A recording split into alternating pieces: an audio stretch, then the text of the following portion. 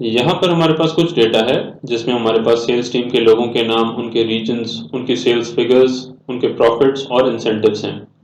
अब यहाँ पर हमने प्रॉफिट्स कैलकुलेट किया हुआ है on the basis of sales और यहाँ पर हमने इंसेंटिव्स कैलकुलेट किए हैं on the basis of profits.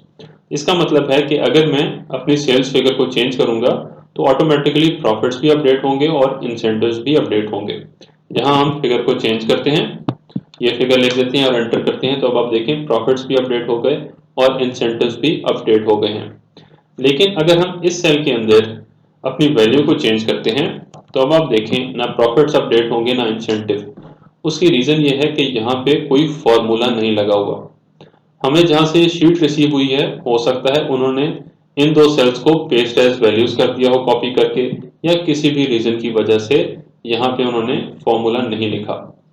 अब हम चाहते हैं कि हम इस सारे डेटे को वेरीफाई करें और देखें कि किन किन सेल्स के अंदर जो है वो फॉर्मूला नहीं लगा, ताकि हम उन सेल्स को ठीक कर सकें। उसके लिए हम इस डेटे को सिलेक्ट करते हैं, यहाँ फाइंड एंड सिलेक्ट की ऑप्शन को सिलेक्ट करते हैं और यहाँ हमारे पास गो टू स्पेशल की ऑप्शन है, इस पर क्लिक करते हैं। यहाँ हमारे पास कॉन्स्टेंट्स की एक ऑप्शन है, हम इसको सिलेक्ट करते हैं।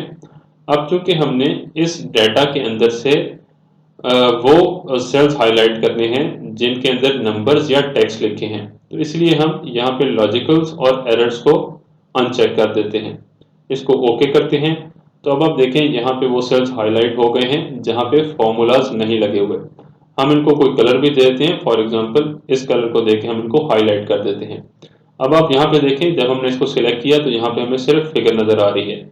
इसको भी हम सिलेक्ट करें तो यहाँ हमें सिर्फ फिगर नजर आ रही है, लेकिन जो वैल्यूज हमें व्हाइट कलर में व्हाइट सेल्स में शो हो रही हैं उनके ऊपर हम सिलेक्ट करेंगे तो यहाँ पे अब हमें फॉर्मूला शो हो रहा है, यहाँ पे हमें फॉर्मूला शो हो रहा है। तो इस तरह हम उन सेल्स को हाईलाइट कर सकते हैं जिनके अंदर फॉर्मूला नहीं लगा।